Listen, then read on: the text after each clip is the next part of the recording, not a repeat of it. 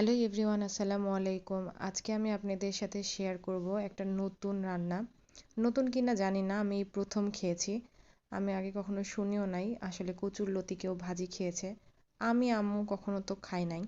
মামি কচুরলতিগুলো তুলে ভালো করে পরিষ্কার করে ধুয়ে নিয়েছে কেটে।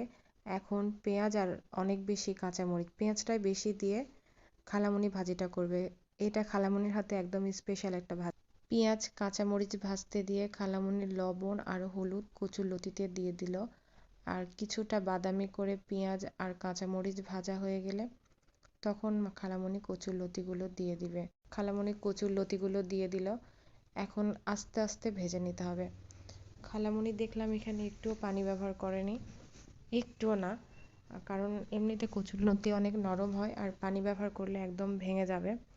খালামুনি আস্তে আস্তে এটা বারবার ঢেকে দিচ্ছিল আর একটু পরপর 2-1 মিনিট পরপর ঢাকনা উঠায়ে আবার উল্টে পাল্টে দিচ্ছিল।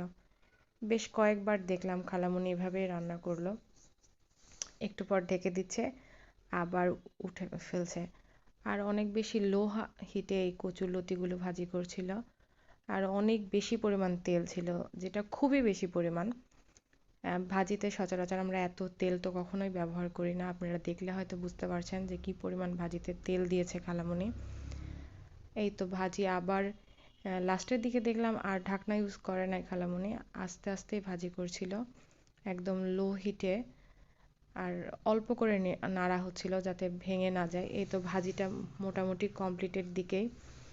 দেখলাম রান্না শেষে খালামুনি কড়াইয়ের চারপাশে ভাজিগুলো রেখেছিল যাতে তেল বের হয়ে আসে। তারপরে খালামুনি এগুলো উঠায় নিয়েছিল। আমার কাছে খুবই মজা লেগেছে, আমি আগে কখনোই খাই নাই। কেউ যদি খেয়ে থাকে অবশ্যই কমেন্ট করে জানাবেন। আর ভিডিওটা কেমন লাগলো সেটাও বলবেন।